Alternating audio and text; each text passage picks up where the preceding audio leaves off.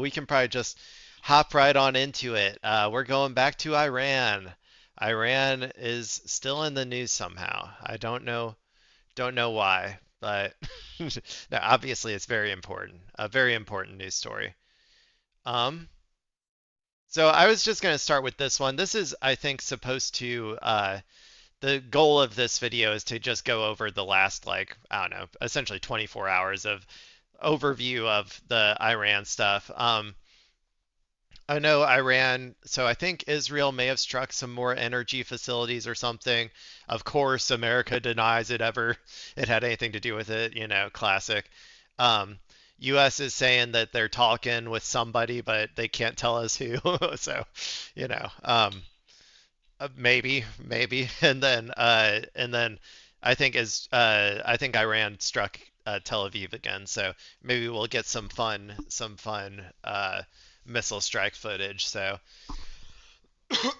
okay, well, with that out of the way, let's go ahead and watch this video from the Big Beautiful Channel, BBC. This is Iran strikes Israeli capital Tel Aviv as U.S. says talks with Tehran remain fluid. Fluid is in quotation marks. BBC News. Let's go. A barrage of missiles at central and southern Israel. At least one of them has reached central Tel Aviv. Search and rescue teams have been attending to casualties. 6 people have been reported injured. Media reports indicate there have also been strikes east of Tel Aviv and in southern Israel around Beersheba. Meanwhile, we're just hearing that the Israeli military says it's completed a large wave of strikes in Isfahan. Iranian media reporting that Israeli-US strikes hit 2 gas facilities and a pipeline just hours after President Trump announced a temporary pause in attacks on the country's power infrastructure.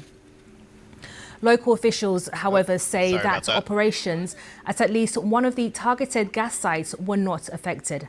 Earlier, air defense systems were also activated in parts of eastern Tehran.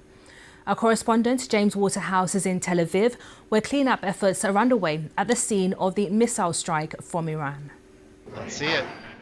Well, the clear-up operation is gathering apace. We've just seen street sweepers make their way down to clear up the endless shards of glass caused by the force of the blast. You might be able to see the site behind me. There is a very deep crater where we're told by officials an Iranian missile slammed into the side of this building with 100 kilos of explosives in its warhead. This was part of a wider aerial attack by Iran overnight.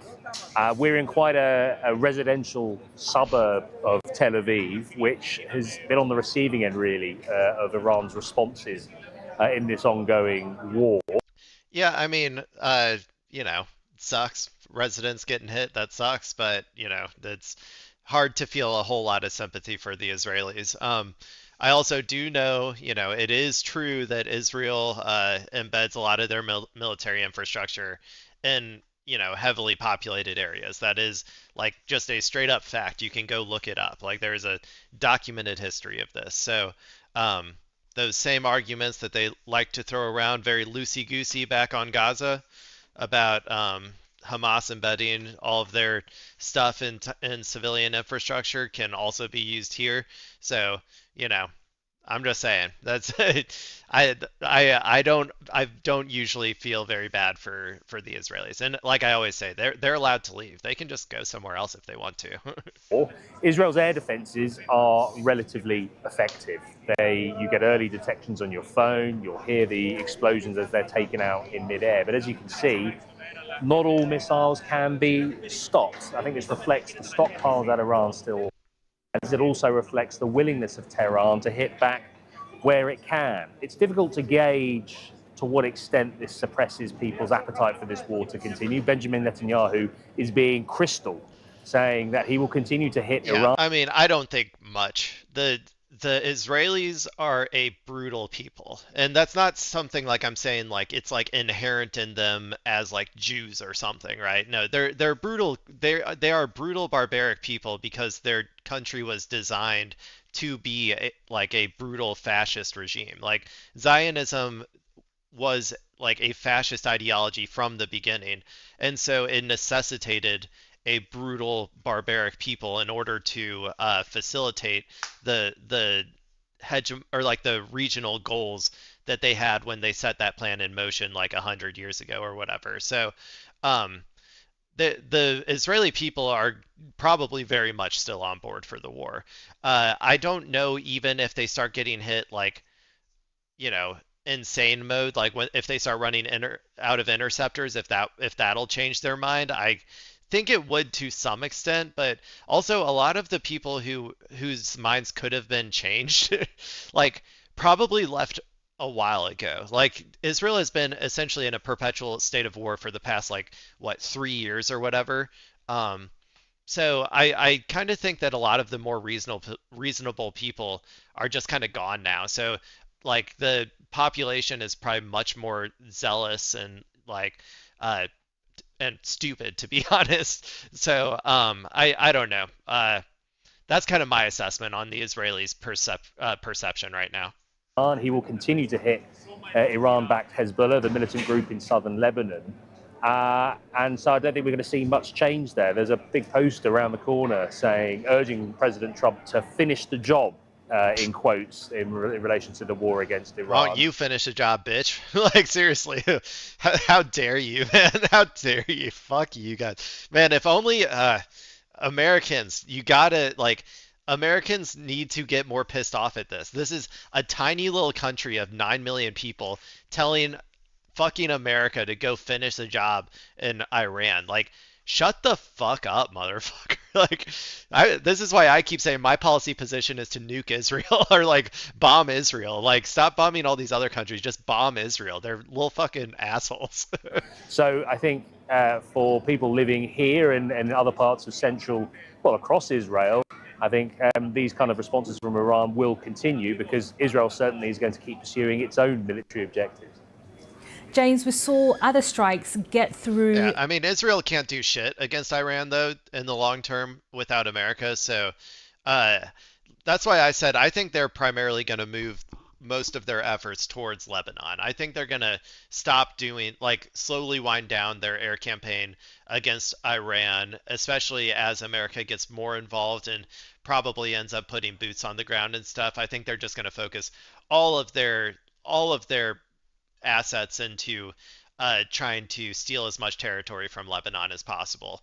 Now, I don't necessarily think they'll be successful at that either, like because their military is just a bunch of fat hogs who like are used to just brutalizing civilians, and I think Hezbollah still has plenty of fighting capability and will inevitably push them out of Lebanon eventually, assuming that the Lebanese government doesn't, try and fuck with them too much. So that's kind of my expectation. Over the weekend, hitting different parts of Israel. What do you know about the impact of the strikes that have actually managed to get through from Iran?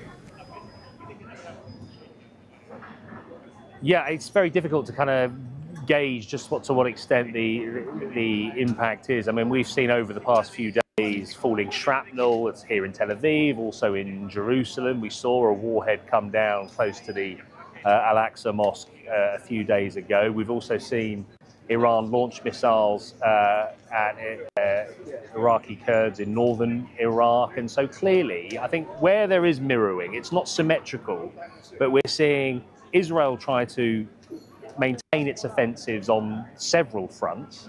But we're also seeing Iran looking to strike, not just respond to Israel, but it's also trying to target allies of the US in the Gulf states, for example, to apply economic pressure, not least with how it's controlling the Strait of Hormuz. Yeah, but that's not multiple fronts, though. That's not multiple sovereign countries, or like they're not fighting. They're fighting as a bloc under America, and like the like if say Saudi Arabia gets involved or whatever, it's not going to be Saudi Arabians like doing all of the intel and doing all of the plane like flying the planes and like it's just going to be Americans using using the Saudi uh bases and stuff or whatever to do that stuff. So like it's really just all America, to be honest. All of those Gulf states are basically vassals of America anyway. World's most important shipping lane. So this war remains limited in the sense that it's down to aerial bombardments for now, but it's being fought over an incredibly large geographical area. James Waterhouse in Tel Aviv. As we mentioned, Iranian media say strikes have targeted two of its gas facilities and a pipeline hours after President Trump said he would halt attacks on the country's power infrastructure. Let's get more now on the latest. Classic Trump, the pump fake dude. I'm telling you, he is the king of the pump fakes. From the region with our correspondent Azadeh Mashiri, who's in Dubai for us. Azadeh, first of all, what are we hearing from Iran? So those claims haven't been verified yet. They're coming from Fars news agency, which is an Islamic Revolutionary Guard Corps affiliated news agency. They do quote some local officials in there as well. What they're claiming is that there have been attacks on energy infrastructure, but that there hasn't been any significant damage, that they didn't reach their targets. That's unclear. We haven't been able to verify that yet. But it does come off of the back of Donald Trump, the United States, walking back its deadline that was due to end last night, urging Iran to reopen. Yeah, this is just I don't know how anyone in Iran could even consider talking to Trump at this point. like he changes his mind, like not even on a daily basis, like on an hourly basis. Like his word means literally nothing. It is worthless. His word is pointless to listen to. Just you can wipe your ass with it. That's all it's good for. Like, so that's why I don't really see, I still don't see any end to this anytime soon. I think the only thing that Iran can do is to establish enough deterrence through pain and suffering being imposed on the world in general through the global capitalist system that we live under, but that like by holding, the Strait of Hormuz or whatever. But also like Israel as well, potentially, if they start running out of interceptors, like all that sort of stuff. So I think that like I think they're gonna keep this going for at least another month or two. The Strait of Hormuz, which they have a chokehold on right now, and in exchange, the United States would not carry out a threat to target power plants in Iran. Now, we don't really know what's happening. There are a lot of questions right now because there have been you and me both, sister. conflicting reports about whether the United States and Iran are actually having direct talks, whether these sort of preparatory discussions will actually lead to real meaningful. No, they're not having any talks right now. America is trying to get in contact with Iran. It really honestly looks kind of desperate and pathetic in my opinion, because they're like sending people to like Pakistan to negotiate, but like Iran isn't sending anybody. So it's like they're like really trying to get Iran to come to the table. And as far as we know, there's not been a single delegate from Iran who has come to the table to negotiate. So like I said, I think that looks really pathetic. Now, I do believe Iran is like openly not directing it towards, or like not saying it to America, but they are openly saying what they're like, I think to private people, like other governments and stuff, what their conditions are for ending the war. It'll probably, I think, generally involve a complete cessation of hostilities in Iran and Lebanon. It'll probably involve, obviously, like they get to keep their hyper ballistic missiles and all that sort of stuff. I think, I think maybe sanction relief, but I'm not 100% sure if they'll get that. Maybe they'll just get the same amount of sanction relief that is like going on right now that they've already achieved from their war, something along those lines. And I know they were asking for reparations as well. So reparations specifically they want from Israel, but they want it to go through the United States, which is a interesting thing to ask for. I think their main thing is they want Israel to be punished in some way. So they're like saying, I don't know how much those reparations will be. If that'll be like, 10 million a year, 100 million a year, like what that's going to be, what that's going to look like. So those are kind of what their positions are as far as I know right now. Full talks either way. Donald Trump has said that there's a 5-day pause on his threat while some of these discussions move forward. There are also several countries, players that are supposedly involved in this, countries like Pakistan, Turkey, Egypt.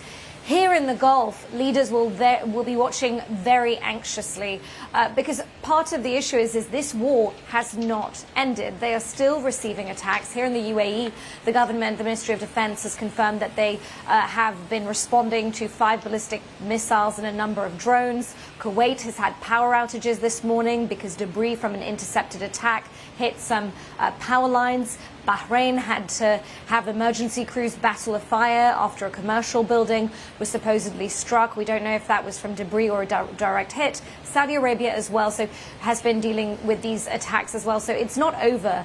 And the Gulf will also want to ensure that whatever discussions do take place will take into account the fact that there's a new regional reality now when it comes to security. They've realized Iran is willing to use its bank of missiles and drones extensively against them.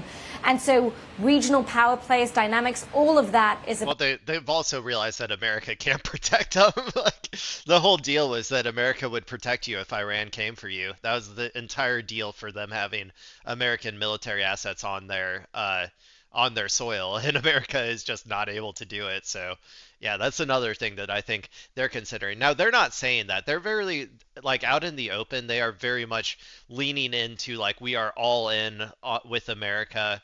Um, Iran is so belligerent in in their responses or whatever. Like, that's what the Gulf states are saying, but I bet behind the scenes they're having some different conversations. About to change, and this is an extremely unpredictable situation. As they mentioned there, fresh attacks in the UAE where you are. Has the pace of the Iranian retaliatory attacks slowed in recent days, and what impacts have they had on the economies in the Gulf? It goes up and down. I don't want to say that it's slowed because I remember last weekend there was a period where we were noticing there were far fewer drones and ballistic missiles headed our way in the UAE, and then suddenly it picked up quickly again. The fact is even though there aren't any renewed attacks on energy infrastructure, there are multiple oil and gas facilities that have been hit. The UAE says that that's from debris and that they're intercepting most of those attacks, but it's really hard to get information here. There's a real grip on it. It's illegal to film any damage or any incoming attacks or interceptions even. So that information is really hard to verify. Qatar, of the Israelification of all of these places. course, has seen extensive damage at a major liquefied natural gas field, and they have already said that over the next 5 years they're going to see their export capacity down 17%. That's going to cost them $20 billion annually. So damage has been done. There's no going back from that, and it's going to take Qatar years to rebuild some of the damage that it's seen there. Here in the UAE, we've seen airspace closed on and off, though that's calmed down recently. There haven't been any attacks or damage on the airport in the last few days. But it's clear that the region does already have consequences that it can't come back from. Also, just a renewed understanding of Iran as a threat. Here in the UAE, they said that they weren't surprised that Iran had targeted them or any other countries that hosted U.S. military bases, but they were very surprised by the extent of it. And so whatever does come in a post-war era, if the regime does survive... Yeah, I mean, they are all partaking in the war, right? They are all, like, by hosting those military bases and by allowing America to do, strikes or intelligence or whatever from those military bases, they are, like, in essence at war with Iran. So I really don't think they should be that surprised that Iran is striking them back. Iran is one of the few countries that is just behaving like a normal country when America attacks them, right?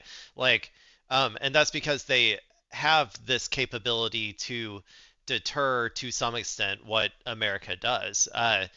And so, like, if other countries were allowed to behave a little bit more like a normal country, then they would do the same thing whenever America does this shit to them. But most countries, to be honest, are just either vassalized or do not have the deterrence capability to impose this much cost on America. Iran is just a rare country that has been planning for a conflict with America for like 20 years, they are going to be thinking of their security arrangements very differently. Azadeh, thank you. That's our correspondent Azadeh Mashiri in Dubai there. Meanwhile, Lebanon has expelled Iran's ambassador, withdrawing his accreditation and ordering him to leave the country by Sunday. Lebanon has declared him an undesirable person. Meanwhile, Lebanese media reporting that Get wrecked, Iranian ambassador. Undesirable. Get these undesirables out of here. overnight Israeli planes carried out 7 strikes on the southern suburbs of Beirut. And this morning, the Israeli military told Where are you at, Lebanon? Where's the Lebanese army at? I thought you didn't need Hezbollah, right? Where are you? Why aren't you bombing Israel back? Why aren't you shooting down those planes? Why aren't you killing every Israeli occupation force that comes across your border? Where are you at, Lebanese army? residents in the south to evacuate as they prepared to target more Hezbollah infrastructure. Our correspondent Lina Sinjab has the latest from Beirut. Okay. I don't need to do the whole Lebanon thing. I have a video on it from yesterday. I think, if I remember correctly, either yesterday or the day before. So if you're curious about my analysis on some of that stuff with Hezbollah, you can go watch that. Let's see. Let's go ahead and watch this one. This is a short one. Following A shorty. Our friends over at France 24 always speaking to us in English, which I appreciate. So we're gonna just watch this short video by France 24. This is Iran strikes put in question U.S.-Israeli attacks impact on military capabilities. So this is kind of something that I've been talking about for a little while now. In that I don't think Israel and America have gotten rid of. Well, they say 90 to 95% of the capacity for Iran, which is okay, but I think that Iran still has thousands of missiles, and I think that they definitely still have like hundreds of thousands of drones. And I think they're still producing drones as we speak, probably at a faster rate than they're even using them, if I had to guess. So, yeah, but let's see what they have to say here in France 24, see if their assessment is any different than mine. Following the strikes, residents emerged from bomb shelters. Israeli police said a warhead with about 100 kilograms of explosives caused the damage in central Tel Aviv on Tuesday, leaving buildings destroyed and locals in shock. Aww. Yeah, we just got into the shelter. We was in the staircase, and then we just heard such a big boom. My ears was hurt, and then the whole shelter was shaking. It's really not nice to live like this. But this is it really not nice to live like this? Wow, guys, the Israelis, they don't like getting bombed. Oh, God, I can't believe it. You know, this is where I say it's so hard for me to have any sympathy for these people. I'll have a little bit of sympathy for him because he's a kid who was born into a Nazi state, but I'm sure that he's going to grow up to be a little Nazi like all the other people in this goddamn country. But this person right here, you never thought about that when you were doing it to Gaza? You never thought about that? Oh, and also you're doing it right now to Lebanon. You never thought about that it might not be fun to have this shit happen to you? Yeah, okay. Put your brain cells together, whatever few you have left in that Zionism-addled brain of yours. is the situation in Israel. Despite the Israeli-U.S. attacks on Iranian infrastructure and over 3 weeks of war, the Islamic Republic has continued to hit back. These latest strikes come after the Israeli military failed to intercept 2 Iranian ballistic missiles that hit the southern towns of Arad and Dimona, near Israel's nuclear facility, injuring at least 180 on Saturday. That's a big one. This calls into question whether Iran's military capabilities have been reduced to the extent the U.S. and Israel have claimed.